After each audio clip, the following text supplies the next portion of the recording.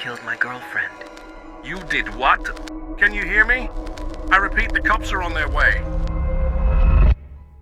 What's up guys, welcome back to the channel. It's your girl G and we are back with another video. Today's case is one of those cases where you're researching and you're like, leave her alone, what's wrong with you? Take a hint, move on.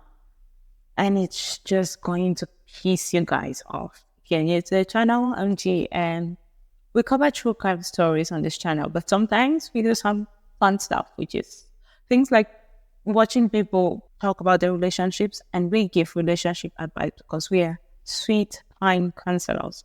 But today's case, Bianca Davians was born on the 2nd of October 2001, and by February of 2019, she had graduated high school and she was enrolled in Mohawk Valley Community College, where she planned to study psychology because Bianca had mental health struggles of her own, like PTSD, anxiety, and borderline personality disorder. And even though she was getting professional help for those illnesses, she had gotten comfortable with social media. She had turned to social media as this place of comfort where she can just be and she can just go and be happy and be herself. So she was trying to study psychology so she'd be able to help people who might have been in the same situation in which she was. Some of the social media platforms that she used were 4chan, Discord, Instagram, Twitter, and in April of 2019, she met this guy, Brandon Andrew Clark, who just went by Brandon Kowalski, and they started talking with each other after meeting on Instagram. Brandon was born on the 6th of October 1997, and Brandon did not have the best childhood. Over time, he had watched his dad physically hit his mom, and at some point, Brandon was removed from the home and put into foster care. So they met online and started talking with each other and became really close. And at some point, they decided that they wanted to meet in person. When they met, they actually hit it off and became good friends, like just friends. And it was crazy because he even attended her high school graduation. And when Bianca's mom met him, the person she saw was this charming, polite, nice guy. And Brandon wanted, as their friendship grew, Brandon wanted something that Bianca was literally not ready to give him. He wanted her to be his girlfriend, and she wasn't interested in him that way. She was not ready to be more than friends with him. And so he decided to stick around the good guy and felt that he has the capacity to make her fall in love with him. So as you would imagine, as their friendship progressed and grew further, Brandon's desire to have Bianca as his girlfriend just increased. He would talk to other people and refer to Bianca as his girlfriend when he was talking to others, and sometimes on social media. And Bianca was this pretty girl online and everyone liked her. But Brandon's life online his internet search showed as though he was absolutely obsessed with her, because dude was following her on all platforms, obviously, and every picture that she had uploaded, he kind of saved it to his devices. Most of his internet searches were literally about Bianca. Now, on July 13, 2019, Bianca and Brandon decided to go to New York to go and see a concert. It's crazy. I mean, no one could even imagine that anything could go wrong. It's normal for people to like someone and be friends with people that they like. So many people in that situation in real life. But Brandon was not, I don't know how to say it, but like his mental state was just not okay. So Brandon and Bianca decided to go on this trip, and on their way they meet up with another friend. This one is a guy, and they smoke a little bit, and they decide to go to this concert. At the concert, Bianca kissed this other friend. His name is Alex. Bianca kissed Alex, and Brandon absolutely loses it. So obviously you would imagine this person that you really, really want to be with probably likes someone else and he doesn't have the balls to take it in. So on their way back, Brandon brings it up. This time he's just with Bianca and it's just Brandon and Bianca going back, and he brings it up and it's like, so you kiss Alex. That was just not cool. And Bianca's like, okay, I'm sorry about how you felt about it. I'm sorry about how it made you feel, but we are not in a relationship. You're not supposed to be hurt.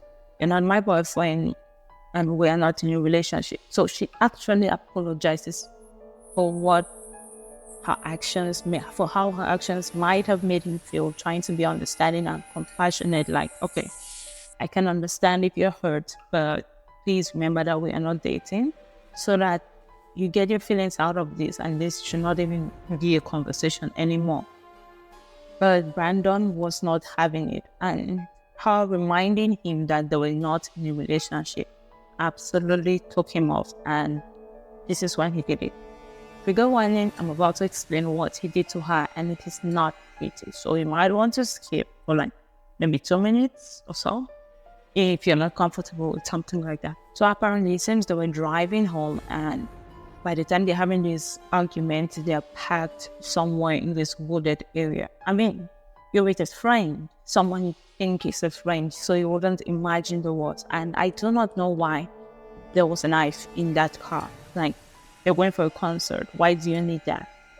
So as they're packed there, and when Bianca says, hey, we're not in a relationship, this shouldn't even be pissing you off, Brandon just loses it, and he takes the knife and starts to slice her at the neck. It's insane because he's not supposed to be that old. Like, how does he know exactly where to aim to make sure that she's absolutely ended? It's not like some rage and he's hitting her in random places. He was aiming for her neck.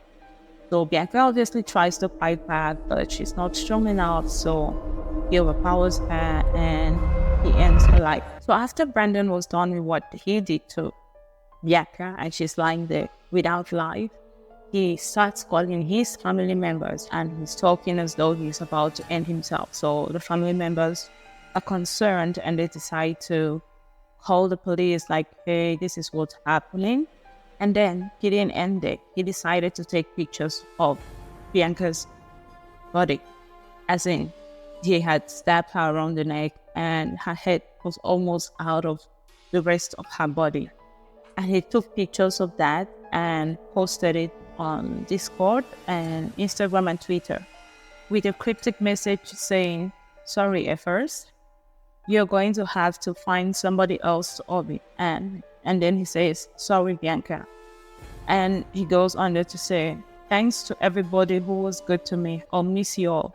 Kind of insinuating that he is about to end himself. So people are concerned. This is 2019, like there's pranks everywhere, and people are like, is this a prank? Is this real? Is this fake? So people are concerned, and some people decide to reach out to the police, and just adding to what the family members had already called the police to say. After he posted this other picture, it's just like of a night drive, someone sitting in a car seat and driving at night. That's how the picture looks like. You probably see it on the screen, and it says, here comes hell, it's redemption, right? Really? And by 7:20 the next morning, all of those pictures going around. So many people have contacted the police because of the hashtag like RIP Bianca, that he had posted it, photos of her, and unfortunately those were real photos. It was not fake, it was not a prank.